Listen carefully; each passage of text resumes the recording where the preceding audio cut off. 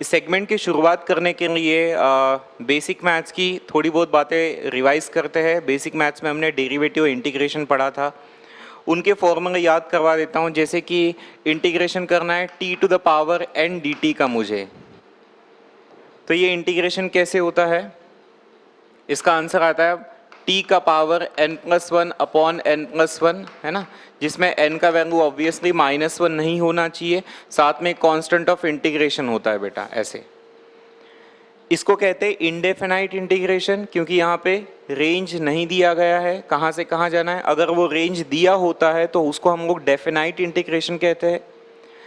इस सेगमेंट में जब तक हम लोग ऐसे क्वेश्चन करेंगे जहाँ पे आप डेफिनाइट इंटीग्रेशन का इस्तेमाल कर सकते हैं, कैसे रेंज पुट करते हैं वो सब मैं आपको पढ़ाऊँगा। ये फॉर्मूला आपको याद आना चाहिए।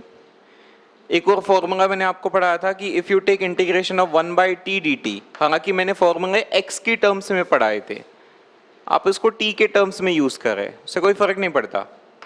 तो इसका आंसर आता है log of t plus C, log of mod t plus C, है ना। ये दो ही फॉर्मूले सिग्निफिकेंटली आपको यूज होंगे। इसके अलावा एक आध बार कोई एक्सपोनेंशियल या साइन कॉस का कोई फॉर्मूला आएगा तो मैं उसी एग्जाम्पल के टाइम पे आपको रिवाइज करके दे दूंगा। जैसे मैंने शुरुआत कर ली इंटीग्रेशन से के रिवीजन से, बट इंटीग्रेशन के पहले तो हमने डेरिवेटिव पढ़ा था, राइट। तो इनकेस अगर आपको डेरिवेटिव करना है कोई ऐसी टर्म का t टू पावर n का, अब जानते हो ना ये कैसे पढ़ते हैं, derivative of t to power n with respect to t, so you write down this way. मतलब सिंपल काम है, जो पावर है वो आगे बढ़ाना है, पावर में से 1 कम करना है। सपोज करिए मुझे डेरिवेटिव करना है 3t क्यूब का, तो डेरिवेटिव में ध्यान रखें बेटा, ये जो 3 है वो एज अ कांस्टेंट बाहर आता है, और ये जो t क्यूब है उसका डेरिवेटिव आएगा 3t स्क्वायर, समझा। ये 3 बाहर निकाला, उसमें से 1 कम कर दिया। एक बार फिर से देखिए, अगर मुझे डेरिवेटिव करना है t to power 4 plus 5t square का, तो कैसे आएगा, t टू पावर 4 का होगा 4t क्यूब, है ना। यहाँ पे 5 बेटा कांस्टेंट है, और यहाँ पे t स्क्वायर का आएगा ट्वाइस t। जैसे ये फॉर्मूला वर्क करता है ऐसे। एक आधा और क्वेश्चन देखिए आप, जैसे कि डेरिवेटिव करना है हम लोग को t का पावर 7 प्लस 6 का, तो इसमें क्या आएगा, t टू पावर 7 का आएगा 7t टू पावर 6, और ये 6 का आएगा 0। ध्यान देने वाली बात है, when you are having a pure constant, देखो डेरिवेटिव तो विथ रिस्पेक्ट टू t हो रहा है ना, तो जब आपके पास प्योर कांस्टेंट होता है तो प्योर कांस्टेंट का डेरिवेटिव 0 आता है। आप यहाँ पे देखिए, ये 3 प्योर कांस्टेंट, मतलब 3 को प्रोटेक्शन है t का, तो ऐसे में 3 बचा हुआ रहेगा। यहाँ पे देखो 5 को प्रोटेक्शन है t का, साथ में t है ना, तो उसने वो 5 को प्रोटेक्ट करके रखा है मानो, लेकिन इस 6 बेचारे के पास कोई प्रोटेक्शन नहीं है, अकेला कांस्टेंट पकड़ में आया, उसका डेरिवेटिव आपका 0 होगा। तो ऐसे क्वेश्चंस हमने डेरिवेटिव में पढ़े हैं, कोई नई बात नहीं है अपने लिए। इसलिए तो कहा जाता है कि बेसिक मैथ्स के बिना तो आगे बढ़ ही नहीं सकते करके।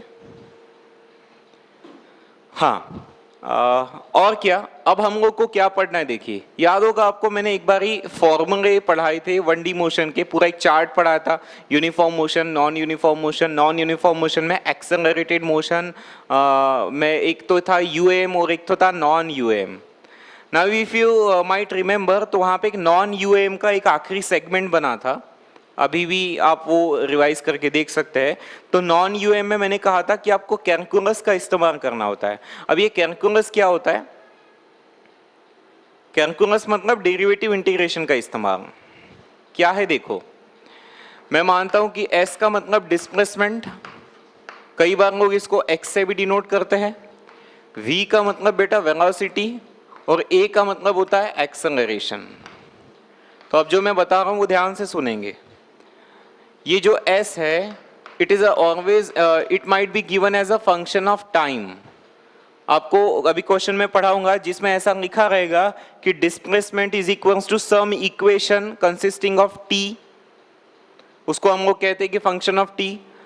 अब ये जो फंक्शन है, इसका अगर आपने एक बार डेरिवेटिव किया तो बेटा then what you get is a velocity. इसका एक और बार अगर आपने डेरिवेटिव किया then what you get is a acceleration. So remember this quite well. Displacement के डेरिवेटिव से वेलोसिटी आएगा, और वेलोसिटी के डेरिवेटिव से एक्सेलरेशन आएगा। And always remember the values of this displacement, velocity and acceleration obtained by this method is called as a instantaneous displacement, instantaneous velocity or instantaneous acceleration. Now here you note the word instantaneous, instant है ना, जैसे Maggi बनती है, आप कहते हो कि भैया मैगी एक ऐसी चीज है जो इंस्टेंटली बनती है, ग्रीन टी बनाते हो आप इंस्टेंटली, क्योंकि ये सब चीजें कैसे, इसमें टाइम नहीं लगता है, तुरंत वाली बात है। ऐसे ही बेटा जब आप बात करते हो वेलोसिटी की या एक्सेलरेशन की, तो ये दो हिस्सों में बांटा जाता है, एक तो एवरेज वेलोसिटी और दूसरा होता है instantaneous velocity.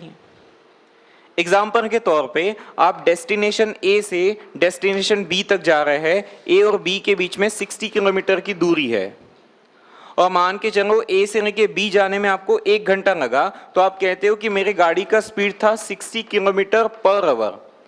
Distance upon time that is nothing but speed ना। मुझे बताइए ये जो आपने बताया कि मेरे गाड़ी का स्पीड था 60 किलोमीटर पर आवर, ये इंस्टेंटेनियस है या एवरेज है? ये एवरेज है। सर इंस्टेंटेनियस का मतलब क्या होता है? ध्यान देना, आप जब एक शहर से दूसरे शहर जा रहे हैं तो क्या आपकी गाड़ी की स्पीड, वो जो ओडोमीटर में स्पीड दिखाता है, क्या वो हमेशा 60 पे ही रहा होगा? नहीं ना।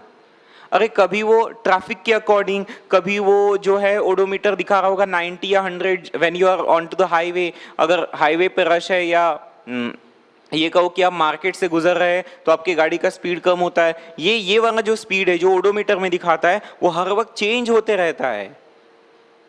तो आप इमीडिएटली कभी भी उस ओडोमीटर का फोटो खींचेंगे तो जब जिस सेकंड पे आप फोटो खींच रहे हो, जिस मोमेंट पे आप फोटो खींच रहे हो, तब वो जो स्पीड दिखा रहा है उसको आप कहते हो, उसको उस वेलोसिटी को आप कहते हैं इंस्टेंटेनियस वेलोसिटी और इंस्टेंटेनियस स्पीड। तो आप समझ गए, इंस्टेंटेनियस मतलब उस वक्त की वेलोसिटी या स्पीड, और एवरेज मतलब, एवरेज का मैंने फॉर्मूला भी पढ़ाया था कि एवरेज वेलोसिटी यानी क्या होता है? Total displacement upon total time. पूरा डिस्प्लेसमेंट कंसीडर किया, पूरा टाइम पकड़ा, बीच में क्या हुआ कम ज्यादा वो हमने कंसीडर नहीं किया। तो ऐसी एवरेज वेलोसिटी और एवरेज एक्सेलरेशन के क्वेश्चन हम लोग कर चुके हैं। अब हम लोग को कुछ क्वेश्चन करने हैं जहां पे इंस्टेंटेनियस की तुरंत वाली बातें होगी। वो पूछेगा बताओ दूसरे सेकंड के एंड पे वेलोसिटी कितनी है, बताओ चौथे सेकंड के एंड पे एक्सेलरेशन कितना है। तो दूसरा सेकंड, चौथा सेकंड मतलब seconds, what I am talking about is time. Particular time पे पर्टिकुलर डिस्प्लेसमेंट या वेलोसिटी या एक्सेलरेशन आपसे पूछेगा।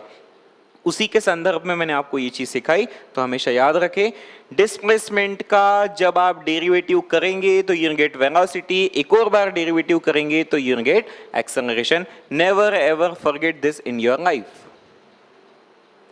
अब बेटा आपको याद होगा डेरिवेटिव और इंटीग्रेशन, जब बेसिक मैथ्स पढ़ाया था तो मैंने कहा था कि derivative and integration are reverse process of each other. Derivative का मतलब होता है to find the change and integration का मतलब होता है जोड़ना, to integrate. Many a times integration is also called as anti derivative, so you need to take care of this. मतलब अगर आप इसके रिवर्स प्रोसेस जाते, हो सकता है कभी आपको एक्सेलरेशन दिया होगा, इससे आपको वेलोसिटी पता करना है और फिर आपको डिस्प्लेसमेंट पता करना है। अभी का प्रोसेस समझे ना, डिस्प्लेसमेंट से वेलोसिटी, वेलोसिटी से एक्सेलरेशन, तो ये रास्ता डेरिवेटिव का रास्ता है। और अगर आप इसके उल्टे चले गए तो आपको इंटीग्रेशन का रास्ता इस्तेमाल करना पड़ेगा। मतलब जो भी एक्सेलरेशन दिया रहेगा उसका एक बार इंटीग्रेट करो यू गेट वेलोसिटी, एक और बार इंटीग्रेट करो यू गेट डिस्प्लेसमेंट। बहुत बेसिक सा फ्लो है ये, याद रखेंगे। और बेटा इतने बार यूज करेंगे ना इसको, पूरा 2 साल यूज करते रहना है, रगड़ते रहना है, वो वैसे ही याद हो जाता है। बहुत सारी बातें हो गई, क्वेश्चंस देखते हैं। रियल क्वेश्चन से रियल सच चीजें समझ में आएगी और कंसेप्ट क्लियर होगी। चलिए फर्स्ट क्वेश्चन पढ़ते हैं यहाँ पे। The displacement of particle moving in a straight line is given by this thing. ये इक्वेशन लिखता हूं, s equals to t to power 4 plus 2t cube plus 3t square plus 4, where s is in meter and t is in second, find the velocity and acceleration at this instant। तो जैसे कि मैंने बताया velocity और acceleration निकालने का तरीका, इसका डेरिवेटिव मारो वेलोसिटी, उसका एक और डेरिवेटिव एक्सेलरेशन। क्या आएगा डेरिवेटिव? 4t क्यूब, 2 कांस्टेंट है, t क्यूब का बताओ 3t स्क्वायर, 3 कांस्टेंट है, t स्क्वायर का आएगा 3 कांस्टेंट है, टी स्क्वायर का आएगा 2t, 4 प्योर कांस्टेंट है तो उसका कितना आएगा 0, बताया था आपको। आगे बताइए, यहाँ पे 4 दिख रहा है आपको, एक और बार डेरिवेटिव हुआ, ये डेरिवेटिव हुआ, एक और बार डेरिवेटिव। 4 कांस्टेंट है, टी क्यूब का बेटा 3t स्क्वायर, यहाँ पे ऑलरेडी 2 3 6 कांस्टेंट है, टी स्क्वायर का कितना आएगा 2t, यहाँ पे 3 2 6 कांस्टेंट है, टी का डेरिवेटिव 1 होता है, सिखाया था बेसिक मैथ्स में, x का डेरिवेटिव 1, वैसे ही t का डेरिवेटिव 1, और प्योर कांस्टेंट वो तो 0 है तो उसका क्या ही सोचना है। ठीक है, are we done with this? Yes, हो गया, खत्म आपका ये वेलोसिटी और ये एक्सेलरेशन। अब इसने आपको क्या पूछा है, वेलोसिटी बताना है by putting t equals to 1 second और एक्सेलरेशन बताना है by putting t equals to 2 second. तो आप कर सकते हो ना, यहाँ पे t की जगह 1 1 पुट करो, तो 1 पुट करना मतलब क्या, वो गायब होते चले जाएगा, तो कितना आएगा देखो, t के जगह 1 पुट कर रहा हूँ, 1 का कुछ भी पावर रहने से 1 ही होता है। 4 + 6 10, 10 + 6 16, तो आपका वेलोसिटी का आंसर आया 16 मीटर पर सेकंड। पता चल गया भैया, 1 सेकंड के बाद एग्जैक्टली स्पीड होगा 16 मीटर पर सेकंड।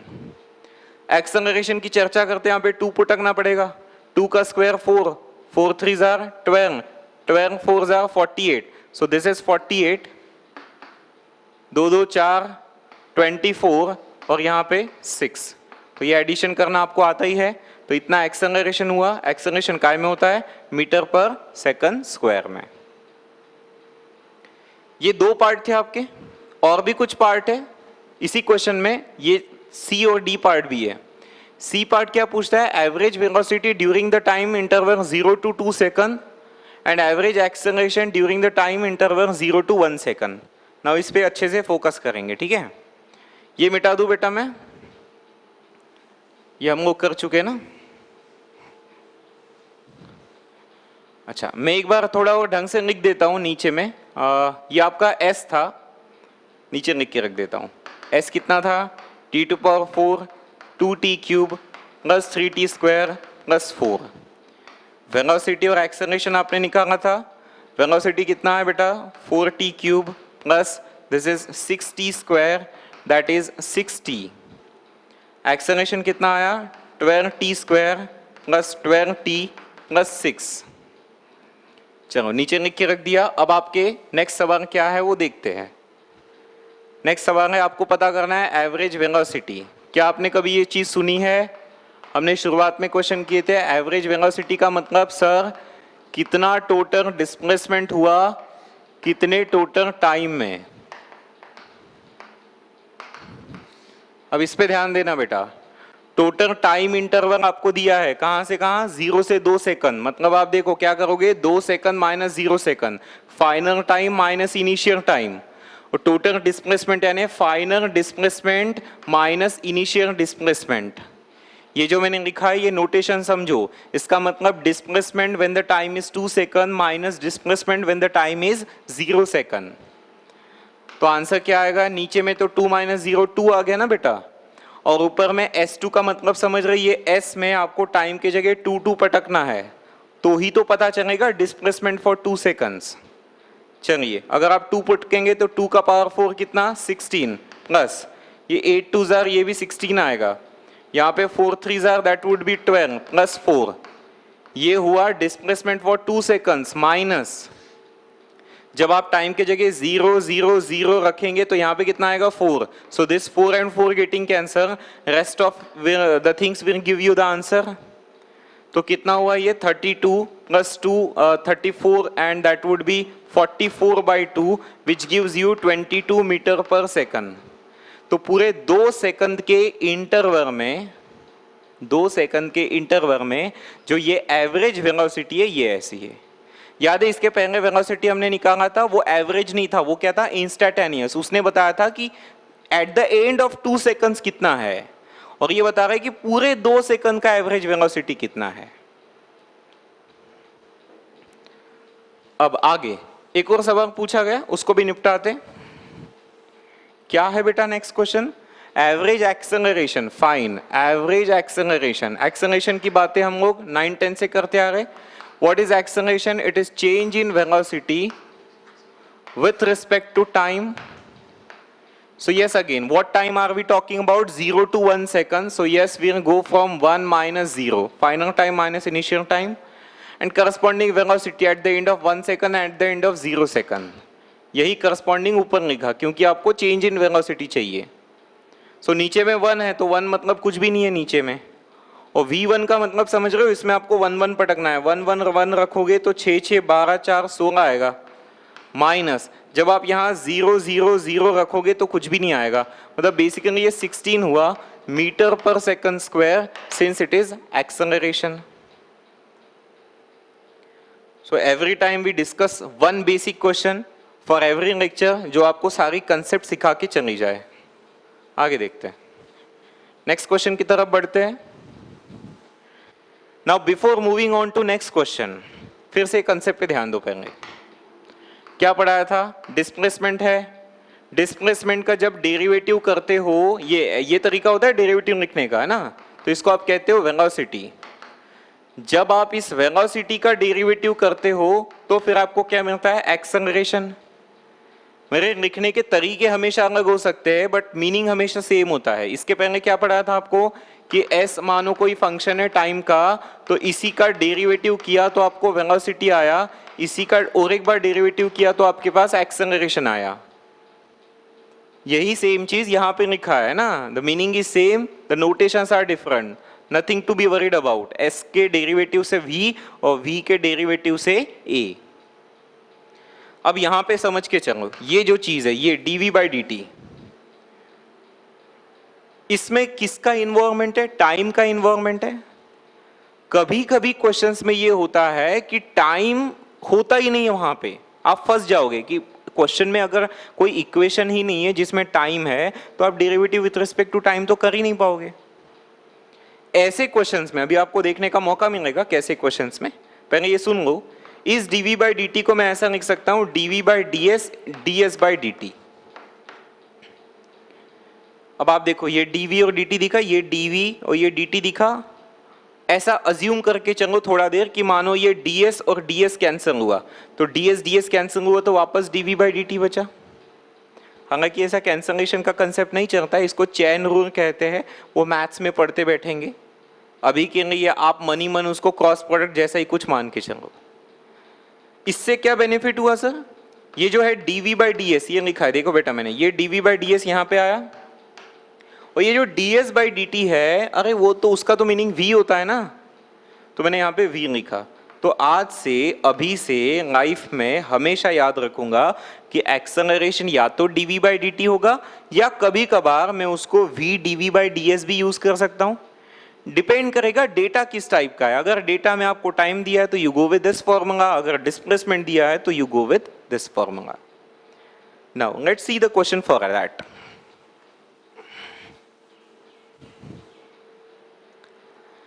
क्वेश्चन पढ़ते हैं. Particle is moving such that its velocity is given. Velocity है √2 लैम्बडा s. इसमें s का मतलब डिस्प्लेसमेंट, v माने वेलोसिटी, और लैम्बडा क्या है? कांस्टेंट है. लैम्बडा कोई भी कांस्टेंट है, दिया भी है. Find the acceleration. Let's find out the acceleration. अब बताओ तो v में t दिख रहा क्या? टाइम नहीं है ना, तो फिर आपको अभी फॉर्मूला पड़ा है वो काम में आएगा. v dv बाई ds कैसे होगा?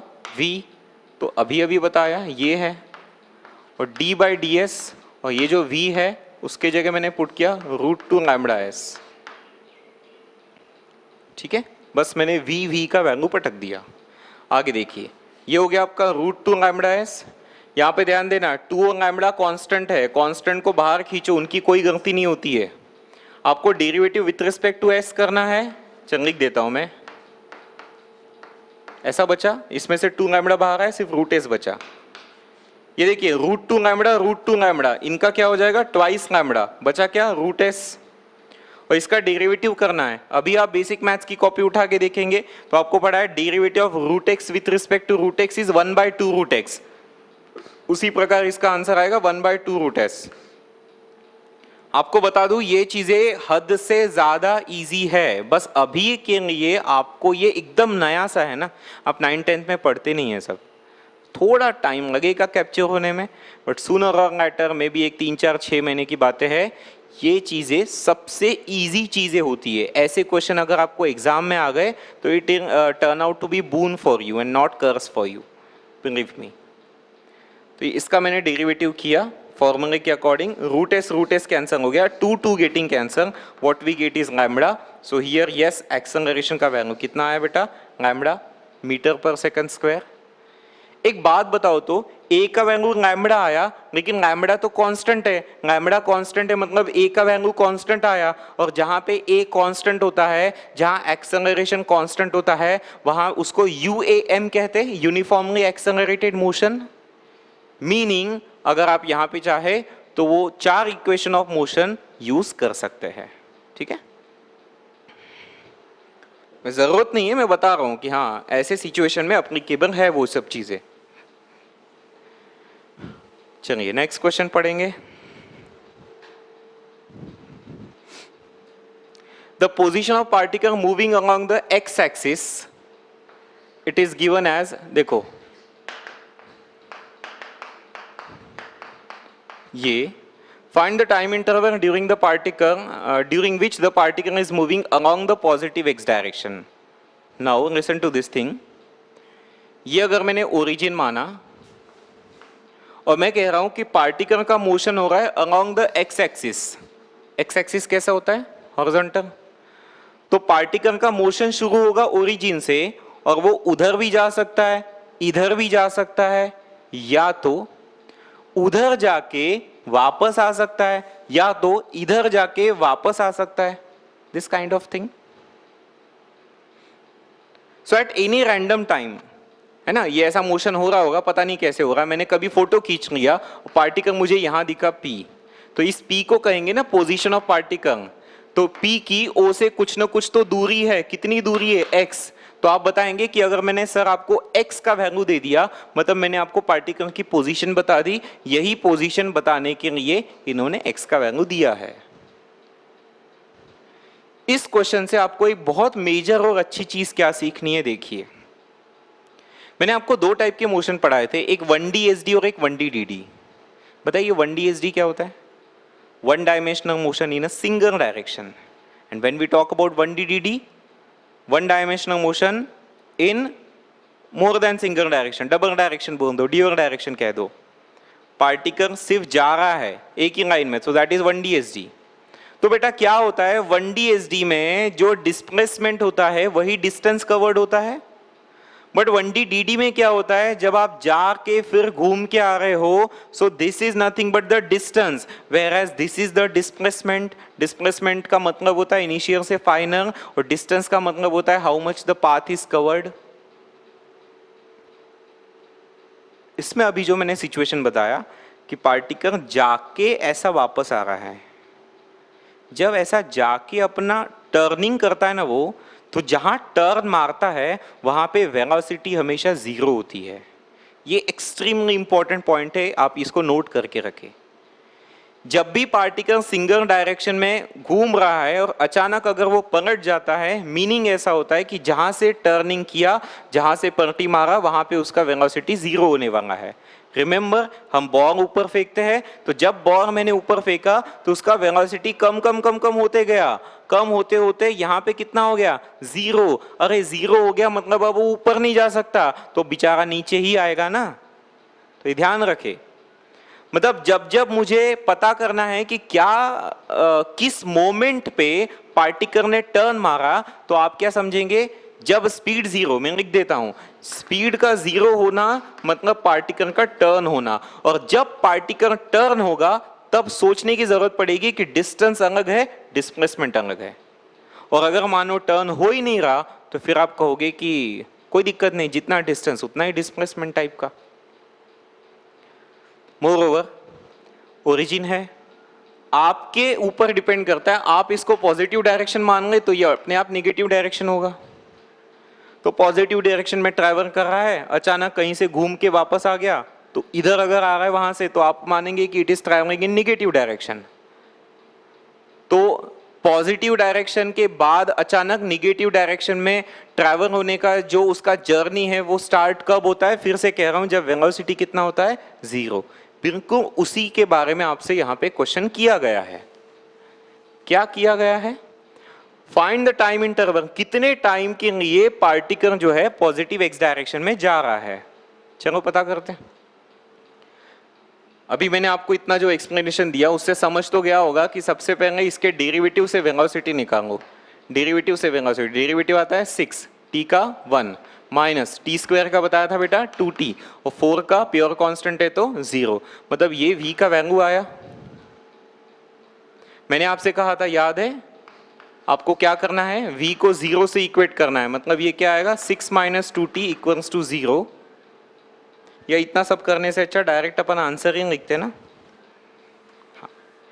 तो आप क्या कह रहे थे सर कि हमको वो टाइम इंटरवल निकालना है जब particle is moving in positive x direction. Positive x direction में जा रहा है तब तेरा वेलोसिटी पॉजिटिव, और उल्टा घूम रहा है तो तेरा वेलोसिटी निगेटिव। मतलब इस क्वेश्चन में आप चाहते हो कि वेलोसिटी पॉजिटिव रहना चाहिए, मतलब ये जो है 6 माइनस 2t पॉजिटिव होना चाहिए, मतलब 6 ग्रेटर देन 2t, मतलब डिवाइड करोगे तो 3 ग्रेटर देन t, या आप ये कह दो कि t लेस देन 3, मतलब टाइम 3 सेकंड से कम होना चाहिए। 3 सेकंड से कम मतलब क्या? 0 से तो आ गई ना, टाइम तो निगेटिव होता ही नहीं है। तो इस दौरान मतलब शुरुआत से लेके 3 सेकंड के भीतर 3 सेकंड तक के it was travelling in positive direction, then it would turn back and come to the negative direction. ये आपका आंसर था इस क्वेश्चन का। उम्मीद है समझ गया होगा।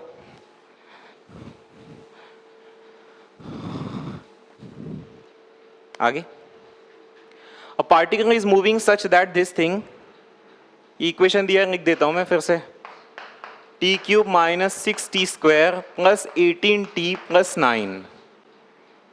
Find the minimum velocity attained by the particle. Okay, here we are talking about minimum velocity.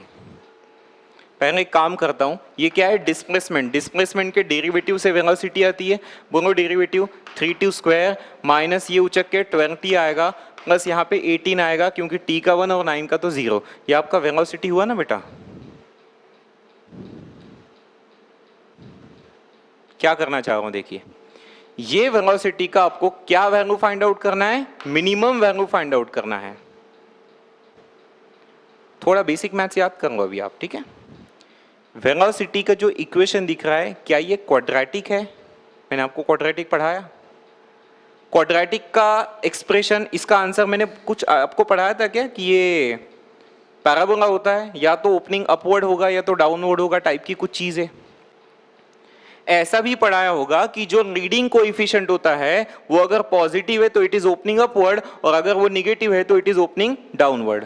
तो अभी तो ये पॉजिटिव है तो it will be opening upward, और अगर मैं ऐसा ग्राफ कंसीडर करता हूं तो इस ग्राफ के अंदर यहां पे आपको समझ रहा है कि ये इसका मिनिमम आउटपुट रहेगा, और इसलिए तो आपको मिनिमम पूछा क्योंकि मैक्सिमम की तो कोई लिमिटेशन ही नहीं है।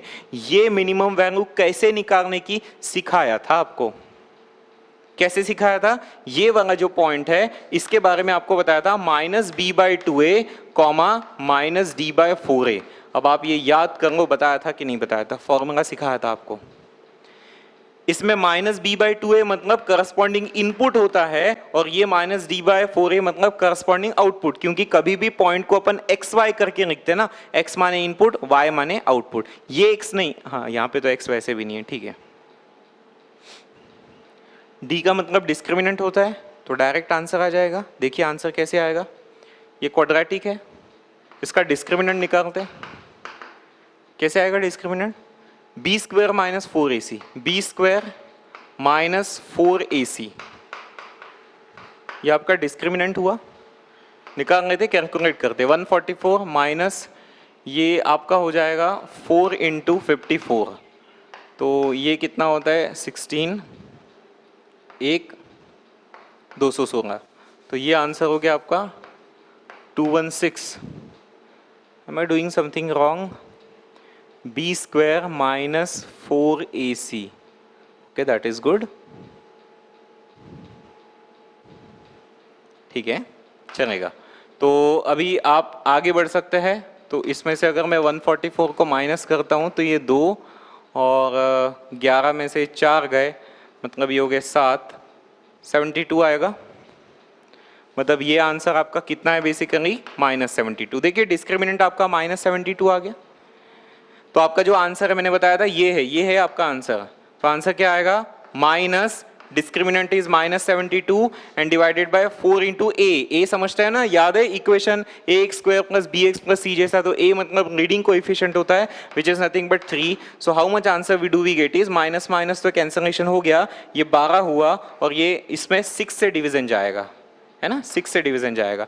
तो आपका आंसर आ चुका है। देखिए आपका आंसर आ गया है यहाँ पे, मिनिमम वेलोसिटी जो है वो रहेगी 6 मीटर पर सेकंड, क्योंकि ये वेलोसिटी में है। मैं इस क्वेश्चन को सॉल्व करने का दूसरा तरीका बताता हूँ। ये पहला तरीका हुआ जो कि आपने ऑब्जर्व किया कि ये क्वाड्रेटिक है तो पैराबोला बनेगा, लीडिंग कोएफिशिएंट पॉजिटिव है तो पैराबोला ओपनिंग अपवर्ड बनेगा, और उसके मिनिमम वाले जो ये क्राइटेरियाज थे ये मैंने आपको बेसिक मैथ्स में पढ़ाए थे, उस बेसिक मैथ्स से आपका आंसर आ गया। इसमें एक दूसरा तरीका भी है। क्या हम लोगों ने बेसिक मैथ्स के अंदर एक ऐसा टॉपिक पढ़ा डेरिवेटिव के बाद, मैक्सिमा एंड मिनिमा? मतलब आपने पढ़ा कि कोई फंक्शन का मैक्सिमा या मिनिमा कैसे फाइंड आउट करते। जैसे ये एक फंक्शन है तो इस फंक्शन का मैक्सिमा या मिनिमा कैसे फाइंड आउट करते, how do you do that, process पढ़ाया था। देखो फटाफट रिवाइज करता हूं। अगर कोई फंक्शन है तो आप उसका डेरिवेटिव करके इक्वेट टू 0 करेंगे। यहां से आपको x की कुछ वैल्यूज आएगी, इन्हीं वैल्यूज पे इस फंक्शन का या तो मिनिमम या तो मैक्सिमम एग्जिस्ट करेगा। अगर 2 वैल्यूज आई तो आपके पास कंफ्यूजन होगा कि किस पे मिनिमम किस पे मैक्सिमम। लेकिन अगर 2 वैल्यूज ना आते हुए सिर्फ अगर एक ही वैल्यू आई तो उसी पे जो पूछा हुआ रहेगा। अगर उसने मिनिमम पूछा तो श्योर है कि आपको मिनिमम वैल्यू आएगा, और अगर मैक्सिमम पूछा तो उसी पे श्योर है कि आपका मैक्सिमम वैल्यू आएगा। तो मैं क्या कह रहा हूं, फंक्शन जिसको मिनिमाइज या मैक्सिमाइज करना है उसका डेरिवेटिव करके इक्वेट टू 0 करना। ध्यान दो, फंक्शन कौन है ये, इसका डेरिवेटिव करो। डेरिवेटिव कितना आएगा 60, समझ रहा है अभी डेरिवेटिव 60 माइनस यहाँ पे कितना आएगा 12, t का 1 उसका 0, इसको इक्वेट टू 0 करो तो t का आंसर 2 आया। ये t की जो वैल्यू है इसको वापस v में पटको। देखो अगर मैंने v में पटका तो यहाँ पे अगर 2 पटकता हूं तो 3 4 minus 12 2 plus 18। Let's see what answer do we get, 3 4 12 हो गया है ना, ये 24 मतलब 12 माइनस 24 इज -6,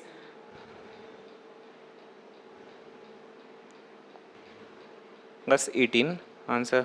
इसके पहले क्या गलत हो गया था क्या, चेक करते। 12 माइनस ये 24 plus 18, I guess 18 minus 24, that's how we make it is like -6 अरे सही है ना, क्या सोच रहा हूँ मैं भी। ये 6 मीटर पर सेकंड आ गया। याद है इसके पहले हमने आंसर 6 मीटर पर सेकंड ही दिया था। दोनों के तरीके अलग है, कुछ तरीके तो 100 होते हैं ना क्वेश्चन के करने के, और भी तरीके इसको सॉल्व करने के, वो मैथ्स में पढ़ेंगे। अभी उतना सब कहाँ दिमाग में रहेगा। अब तो हर क्वेश्चन आपके लिए कुछ ना कुछ नया लेके आ रहा है। इन्हीं चैलेंजेस को we need to embrace them. A particle is moving along the x axis, ये आपका इक्वेशन दिया है 60 minus t square. Find the displacement and distance travel by the particle during time interval 0 to 5 seconds. इन्होंने एक time slot दिया है 0 से 5 seconds का। उस टाइम स्लॉट के दौरान इस पार्टिकल का कितना डिस्प्लेसमेंट हुआ और कितना डिस्टेंस कवर हुआ, ये आपको बताना है। जब जब आपको ये लोग सवाल पूछते डिस्प्लेसमेंट और डिस्टेंस के, तो मैंने कहा ना आपको चेक करना होता है कि क्या 1D SD हो या 1D DD हो। अगर आप 1D SD हो तो जितना डिस्प्लेसमेंट उतना ही डिस्टेंस, लेकिन अगर आप 1D DD हो तो आपका डिस्टेंस अलग होता है और डिस्प्लेसमेंट अलग होता है। शुरू करते, दिमाग को ठंडा रख के ये काम करेंगे अभी हम लोग। सबसे पहले ये S का मतलब क्या है, देखो ये S का मतलब है moving along the x axis, मतलब S एक पोजीशन दे रहा है। बढ़िया, पोजीशन मतलब ही डिस्प्लेसमेंट होता है रे बेटा। तो S अपने आप में काय का इक्वेशन है, डिस्प्लेसमेंट का। तो फिर तय है, पहले तो मैं क्या करूंगा S नॉट निकालूंगा, फिर मैं S फाई निकालूंगा। याद है आपको displacement during the time 0 to 5 second पूछा है। तो जब मैं 0 यहाँ पटकूंगा तो 0 0 मतलब ये 0 मीटर हुआ, और S5 अगर मैं यहाँ पे पटकूंगा तो 6 5 माइनस 5 का square which gives you 30 minus 25 which gives you 5 meter. ये कौन है? डिस्प्लेसमेंट है। मतलब अगर मैं ऐसा एक मोशन पकड़ रहा हूँ, ये अगर मेरे पास में ओरिजिन है तो ओरिजिन मतलब ही 0 मीटर वाली सिचुएशन, तो पहले वो 0 मीटर मतलब खुद ओरिजिन पे खड़ा था, और बाद में at the end of 5 second वो 5 मीटर पे था, मतलब ये हो गया 5 मीटर कहीं ना कहीं ये। तो आपने जवाब दे दिया कि उसका फाइनल डिस्प्लेसमेंट, बताइए ना दोनों में गैप कितने का है? 5, वो तो सबको दिख रहा है। तो डिस्प्लेसमेंट का वैल्यू 5 मीटर हुआ, कोई डिफिकल्ट नहीं था। अब डिस्टेंस के बारे में सोचते हैं। अब अपने आगे टास्क क्या है बेटा? डिस्टेंस। मैं क्या करता हूं, देखिए मेरे को जब भी डिस्टेंस पूछता है ना, मैं डायरेक्ट आंसर कभी नहीं दूंगा, क्योंकि ये इक्वेशन डिस्प्लेसमेंट का है, मुझे पता करना है डिस्टेंस। और डिस्टेंस के टाइम पे मैंने आपको चेक करने बोला था कि वो 1D SD है या 1D DD है। और चेक करने का तरीका क्या है? चेक करने का तरीका मैं बताता हूं। आप इससे वेलोसिटी निकालो, इसका डेरिवेटिव करो, 6 माइनस 2t। मैंने आपको सिखाया था, इसको अगर आप 0 करते हो मतलब क्या आएगा? 6 माइनस 2t इक्वल्स टू 0, मतलब t का वैल्यू कितना आएगा? 3 सेकंड। तो बोला नहीं था मैंने आपको, जब वेलोसिटी 0 होता है, जब वेलोसिटी 0 होता है तब पार्टिकल टर्न मारता है। मतलब पार्टिकल ने टर्निंग लिया 3 सेकंड के बाद, और अगर टर्न किया तो तुम 1D SD नहीं हो, तुम 1D DD हो। और 1D DD में मुझे दिमाग का इस्तेमाल करना पड़ेगा। कैसे दिमाग का इस्तेमाल? सुनो, थोड़ी देर पहले आपको बताया था S0 का वैल्यू 0 मीटर आया था, S5 का वैल्यू 5 मीटर आया था, बराबर। अब आप क्या करो, 0 5 के अलावा ये एक इंपॉर्टेंट पॉइंट निकल के आया S3, वो निकालना, इसी में 3 पुट करना। कितना आएगा? 6 3 minus 3 square, so that would be 18 minus 9 which gives you again 9 meter. अब देखो इसका कैसे इस्तेमाल होता है अपने पास में। ये देखिए, ये आपका मोशन वाला ये ओरिजिन पॉइंट है, ये ओरिजिन, थोड़ा बीच में ले लेता हूं मैं जानबूझ के। ये आपका ओरिजिन, ये हो गया 0 सेकंड पे आप यहां पे थे, फिर 3 सेकंड, 3 सेकंड मतलब 9 मीटर, मतलब ये हो गया कहीं ना कहीं 9 मीटर। ये तीसरे सेकंड की कहानी है, मतलब 0 से लेके 3 सेकंड तुम सीधे गए, और 3 सेकंड में तुमने पलटी मारा और तुम यहां पहुंच गए, कहां पे? 5 मीटर पे। ये वाला टाइम कौन सा है? 5 सेकंड। समझे? शुरुआत किए, 3 सेकंड तक सीधे गए, तीसरे सेकंड के बाद आपने टर्न मारा, और 5वें सेकंड तक आप कहां पहुंच गए? 5 मीटर वाले इसमें। अब आप इजीली बता सकते हो यार डिस्टेंस कितना है। बताओ, distance is actual path covered. तो बोलो एक्चुअल पाथ कवर्ड कितना? जाना 9 मीटर और वापस आना कितना? इनके बीच का गैप कितना है? 4 मीटर। तो जाना 9 मीटर, आना 4 मीटर, मतलब डिस्टेंस कितना कवर किया? 9 प्लस 4 मतलब कितना हुआ? 13 मीटर। क्या कहते हो? समझ में आ गया? ठीक है। क्या सीखने मिल रहा है क्वेश्चन से, है ना? चैलेंज आ रहा है थोड़ा थोड़ा, ऐसे डिफिकल्ट है नहीं क्वेश्चंस। क्या सीखने मिल रहा है? अंधविश्वास नहीं रखेंगे। It's all what we are learning is science.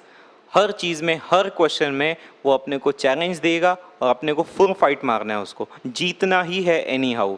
लेकिन जीतने के लिए हमको हर छोटी छोटी चीज़ पे ध्यान रखना पड़ेगा, माइक्रो प्लानिंग करना पड़ेगा। वही माइक्रो प्लानिंग जो अभी मैं आपको सिखा रहा हूँ। क्या पूछा है? डिस्प्लेसमेंट पूछा है कि डिस्टेंस पूछा है, मोशन 1D SD है या 1D DD है, कैसे डिसाइड करते हैं 1D SD और 1D DD? डिपेंड करता है कि स्पीड अगर 0 है तो टाइम निकल के आएगा, क्या वो टाइम आपके स्लॉट में निकल के आएगा? अपना स्लॉट था 0 to 5 सेकंड, हाँ जी, उन्हीं के बीच में 3 सेकंड था। फॉर एग्जाम्पल ये 3 ना आते हुए अगर 7 सेकंड आता तो मैं चिंता नहीं करता ना, क्योंकि मेरा स्लॉट 0 से 5 है, तो मैं 7 सेकंड की क्यों चिंता करूंगा? ऐसा कुछ सोचते जाना है आपको। ध्यान रखना, ये आपका कोई 10th वाला नहीं है कि हाँ बहुत सारा रट्टा मार लिया and you are getting 90+% and all. नहीं, मैं बार बार वही कहता हूँ, डजेंट मैटर आपके पास कितने परसेंट है, 60 या 90, अब आपको पढ़ाई तो करनी है। आगे बढ़ेंगे या लेट्स डू अ थिंग, यहाँ से नेक्स्ट वीडियो में कवर करते हैं।